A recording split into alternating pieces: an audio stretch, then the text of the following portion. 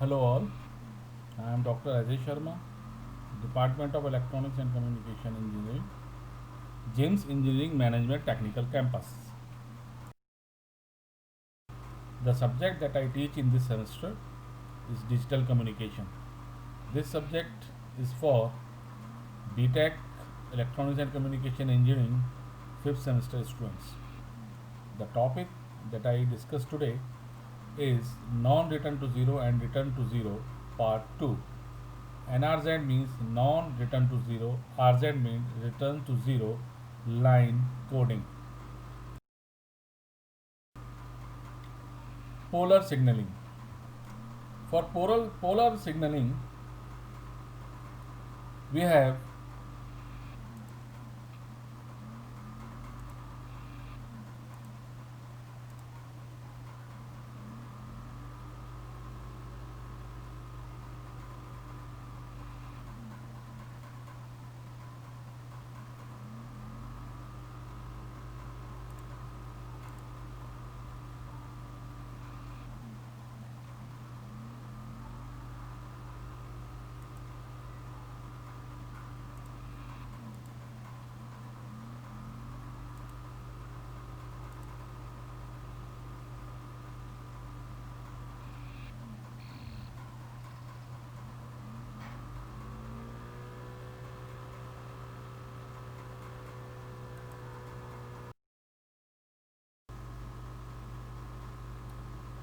in this polar signaling,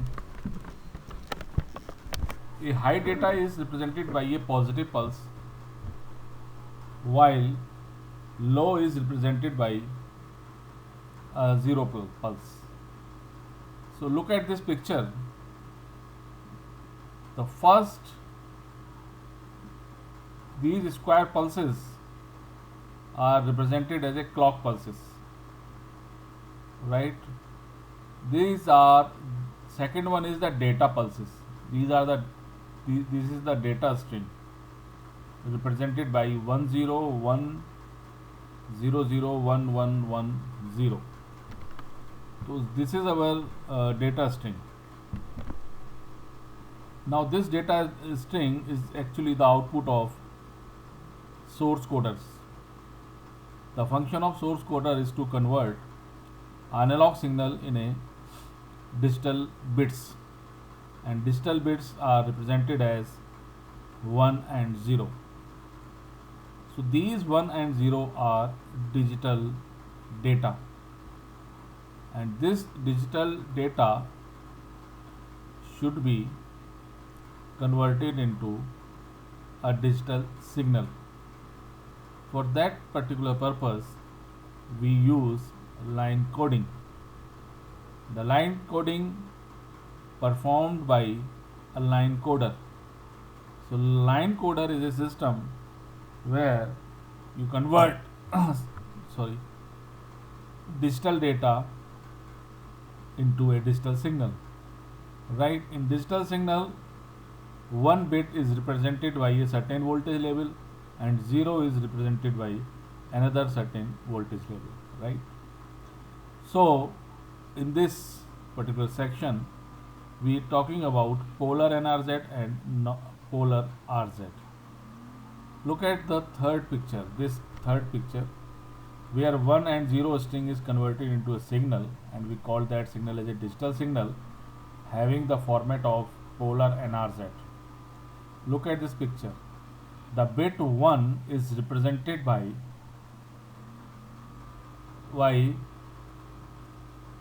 a voltage starting from minus V to plus V. I again repeat, here in this format, the bit 1 is represented by a voltage starting from minus V volt to plus V volt. Minus V volt to plus V volt. And 0 is represented by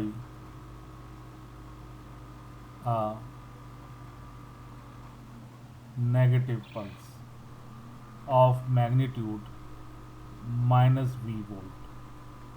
So 1 is represented by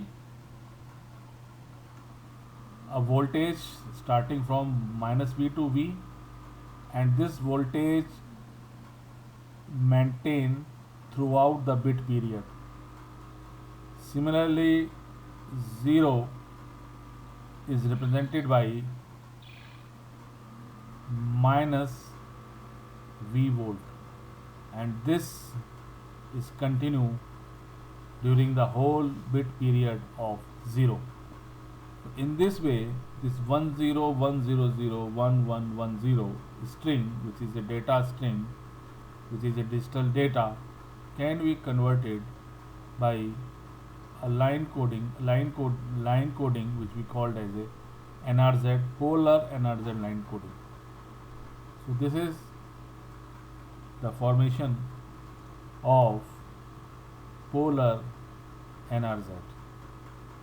Now, advantages of polar signaling. The advantage of polar NRZ are: it is simple. Second, no low frequency components are present. So these are the two advantages of using polar type of signal. And the disadvantage of polar signaling are no error correction. Now come to a polar RZ system. In this type of polar signaling, a high in data means 1 bit in data, though represented by a marked pulse, and its duration is t, which is less than the symbol bit duration. Half of the bit duration remains high but immediately return to 0 and show the absence of pulse during the remaining bit duration. However, for a low input, a negative pulse represented the 0 label remains the same for the other half of the bit duration. So to understand that, we are just take some example to understand this polar RZ. Now look at this example to understand polar RZ. Figure 1 is represented as a clock pulse, 2 represented as a data, and third is the polar RZ signal. Again, we take the same type of data string that we take in previous slides: 1010011110.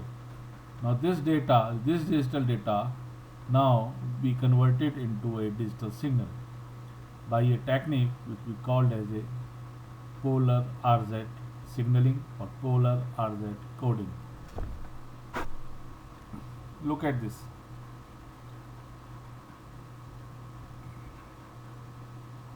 The bit 1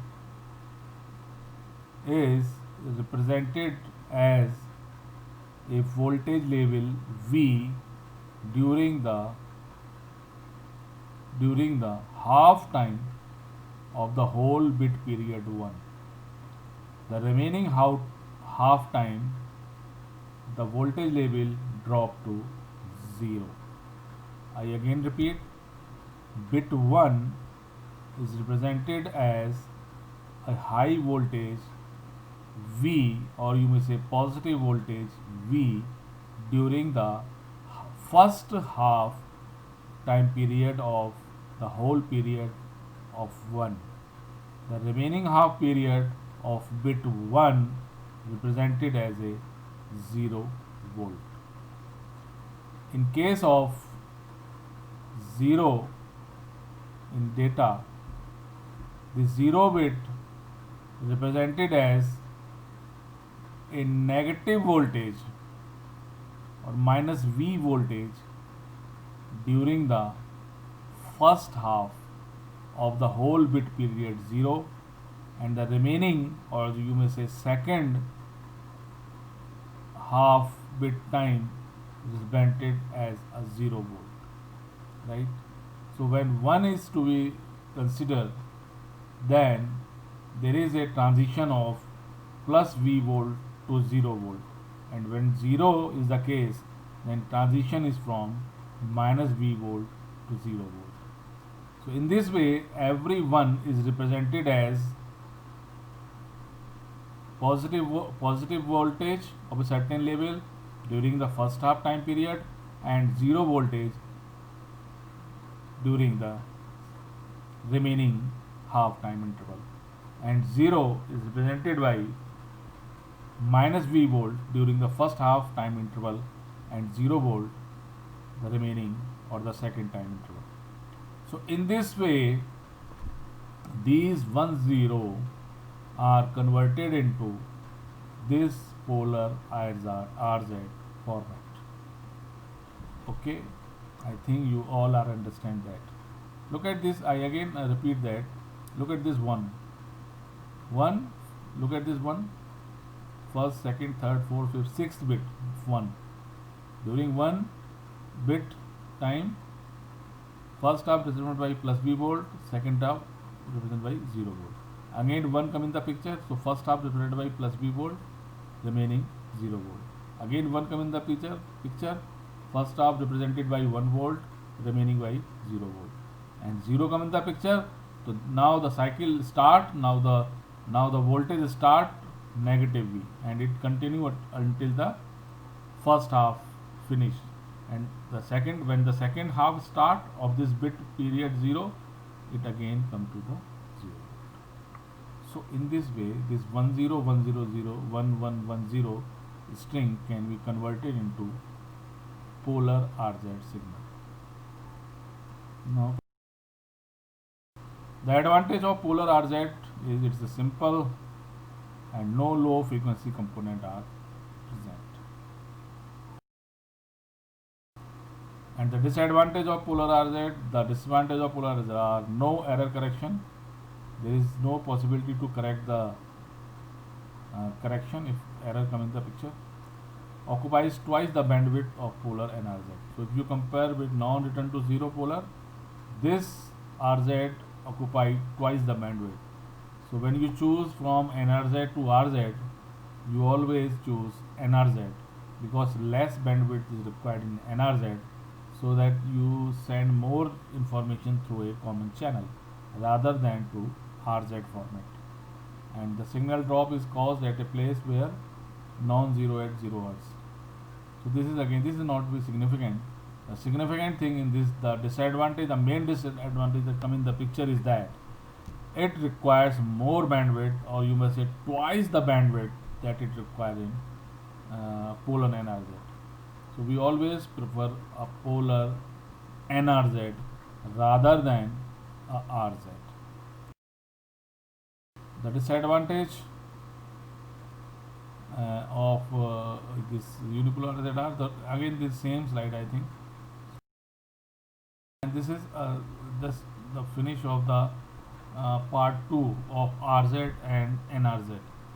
So in this way, we come to the end of this type of line coding that come under polar RZ and NRZ.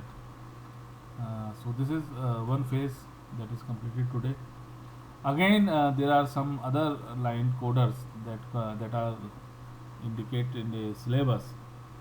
So in the next video lecture, we will focus on that topics according to the syllabus, and we will discuss more about this line coding or more formats that are possible in line coding. So thank you very much.